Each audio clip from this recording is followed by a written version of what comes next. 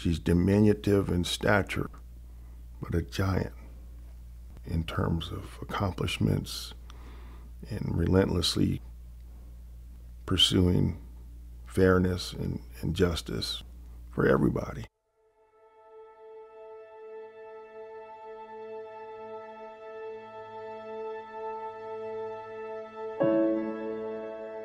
Who is Marian Spencer?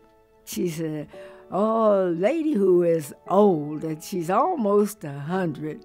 She was born in 1920 with an identical sister, and her grandfather was a freed slave who got up every morning and told us that we were as good as anybody. I believe that there are many people who don't realize how other people have been treated unfairly. Once they learn, those people will be on your side because they know it's wrong.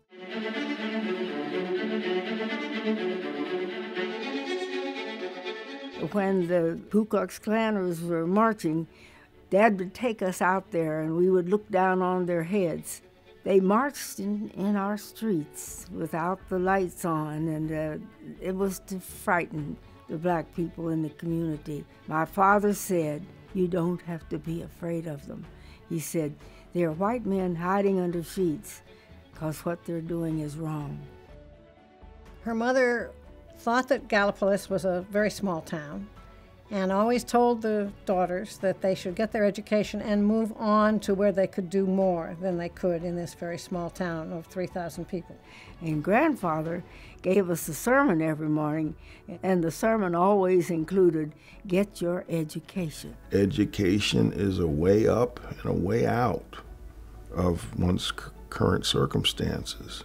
Her mother insisted that they submit Marian and Mildred's names for the National Honor Society because they probably would not have done so. We speculated later that the application for the National Honor Society didn't have any identification of race. So at the national level in Philadelphia, wherever they were doing it, had no idea that they were black girls. And that's probably why they went on merit. From the days that she left Gallipolis to come to the campus at the University of Cincinnati, she had a clear vision of what was right, what was just, and she dedicated herself to help bring about justice for all people. They had tried to integrate the prom, but there was no place where they could hold the prom where blacks could be allowed. Marian actually took a board member from the Board of Trustees at the university with her down to the old Gibson Hotel, and they simply walked in the door, and Marian was not allowed in, and she said, "There you are."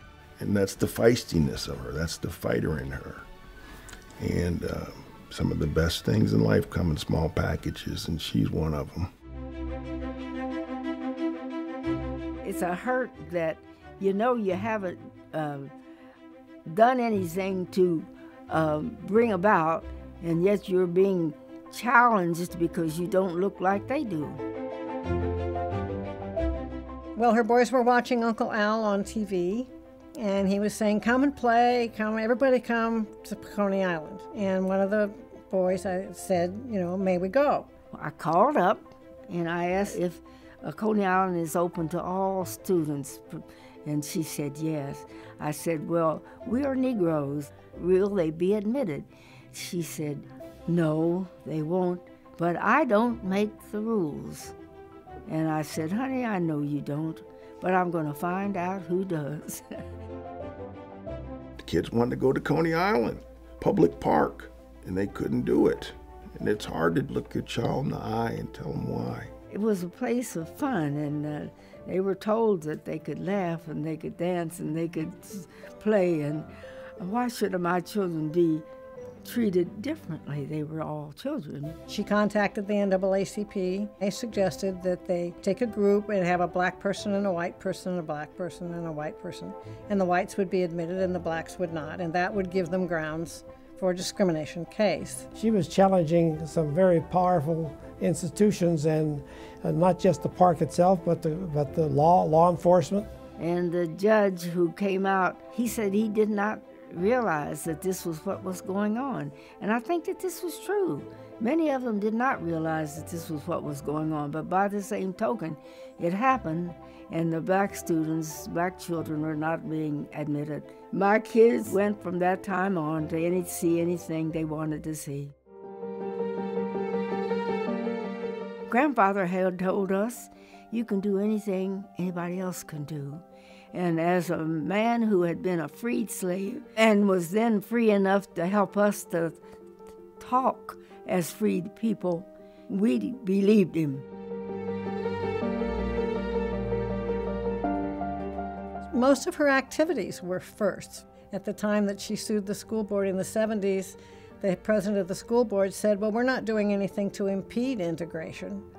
And she said, but you don't have a plan to do anything about it either. Well, I went through life joining those organizations as I thought we could do something about those things.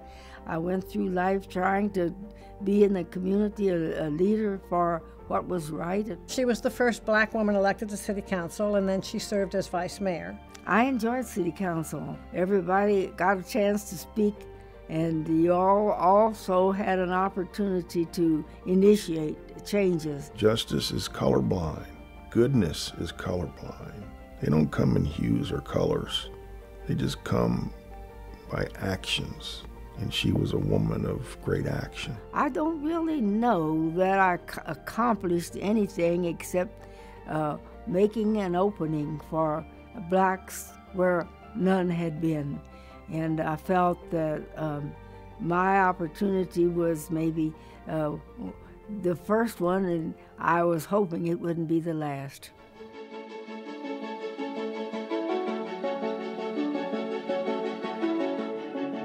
This award embodies who Marian Spencer is, and also will help her legacy. She loves human beings, irrespective of who they are or where they're from. Her story must be told for these young people now who are struggling with their identities, the direction they want to go in life. Anywhere you look in Hamilton County, Cincinnati, and in the state, you'll find Mrs. Spencer's thumbprint on it because she's been all over the place fighting for equality and equal opportunity. In those days, there were giants. And we need those giants this day and age, desperately. She was destined to make a difference wherever she landed, wherever she lived or dwelled, because she's that type of special woman and champion.